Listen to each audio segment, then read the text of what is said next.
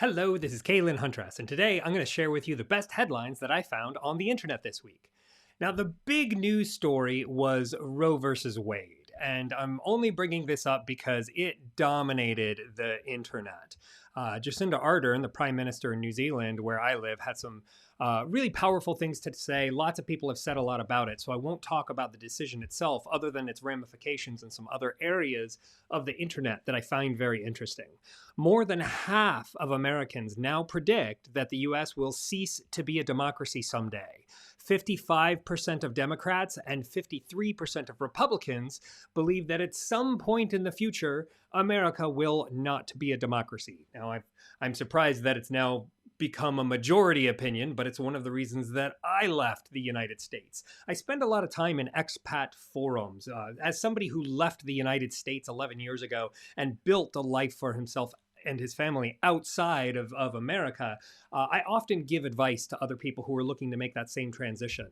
And according to a recent survey of 3,200 American expats living abroad, 23% of them are looking at renouncing their United States citizenship. It's very difficult to renounce US citizenship.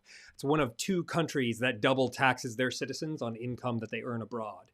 But I'll tell you anecdotally, a lot of the groups and communities that I belong to, the admins of these groups are being overwhelmed right now with people wanting to join because of the Roe v. Wade decision. This was the final straw for a lot of people that said, okay, I've got to get out and I've got to leave America. And it is challenging, but boy, is it rewarding, because we don't really want to be on the downslide when empires fall apart. There are some good things happening in America. There was an Apple store in Maryland that successfully unionized. Now, I know it seems odd. The largest tech company in the world doesn't have any unions in any of its retail stores, but that's the reality of modern corporate America. But now there is one in Maryland that did successfully unionize. There's been some movement with Huobi, who they have now gotten entities in Dubai and New Zealand. They're now able to exchange foreign currency and cryptocurrency. And so this is news to me living in New Zealand. I'm just now seeing this for the first time, that they'll be able to do over-the-counter trading. And so unlike cryptocurrency exchanges, they're going to be treated like other financial service providers. So it's going to be really interesting to see how this develops. There was a whale who is buying the dip, and he's the third biggest Bitcoin holder in the world in a single wallet. The top two are exchanges. You might recognize Binance. They're the largest Bitcoin whale. The third largest is this one private wallet. And this wallet has been buying the dip. Just in the last couple of weeks, has added 2,554 Bitcoin. So this holder is going long on Bitcoin. There was a big conference in New York City this last week, NFT NYC. They've got the Times Square billboard has some NFTs on it. Now, these obviously are not the real NFTs. The real NFT is on a blockchain. This is just a visual representation of it, a lot like Doop Snog is just a visual representation of the actual Snoop Dogg. At the NFT NYC conference, there was a Snoop Dogg impersonator who showed up and was doing self-ways. He was hired by somebody to go and promote their stuff, and it wasn't actually Snoop Dogg. What the actual Snoop Dogg is doing is he's entering into a collaboration with Eminem, and the two of them are doing an NFT project together. I'm not so sure about this whole art music overlap with NFTs. It seems like there's a lot of hype in there, but there is real utility in being able to serve papers via NFT airdrop. There was a crypto thief who was served a service token. And this airdrop of a service token satisfied the due process notice for the New York Supreme Court. And so this is a very interesting evolution in how Web3 is being used for real-world applications. By airdropping someone a token, and then they are able to be served legal papers as if you had handed it to them in person.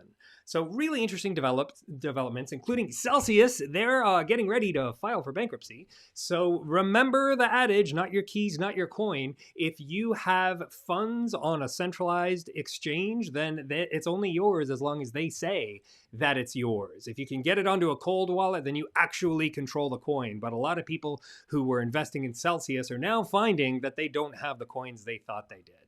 So there's this interesting evolution with Web3 where the personal brand is no longer the mark of status that it used to be in Web 2. And this article in The Atlantic goes through some really interesting points. I'm going to put the links to this in the description of the YouTube video. So if you're watching this on another platform, you can come over onto YouTube and look in the description to get the links to all these articles. And I found this really interesting. They said in the mid-2010s, ambiguity died online. Not of natural causes. It was hunted and killed. And you remember we had to verify who we were for Facebook and everything connected to it. So we had to have this personal brand identity. Well, the younger generations are looking at that and they don't like it because it's got a lot of difficulties with it, like being outed, like being doxxed. And so the anonymity of Web3 wallets, we've got this KYC layer where we can get authentic and authenticated identities. And then we have the alts that we can still be a handle online. It's going to be interesting to see how this develops. But as it's developing, people are still going to need a personal brand, which is why I wrote this book, Marketing Yourself, which does launch on the 12th of August. It's available for pre-order on my website on stellarplatforms.com. This cover, I haven't even announced this cover yet. So if you're watching this video, this is part of the Easter egg you get for watching my videos all the way through, is I'm going to share something interesting and kind of secret at the end. And this is the new cover that I'm going to announce next week. But right now, the buy button does work. If you want to come onto my website and pre-order my book, Marketing Yourself, then I'll ship a copy out to you as soon as it launches on the 12th of August. I've got some great endorsements. Derek Sivers calls it the most actionable marketing book he's ever seen. David Newman says that this is an action guide, implementation kit, and field manual for marketing success. And Donna McGeorge says that this is practical and instantly applicable.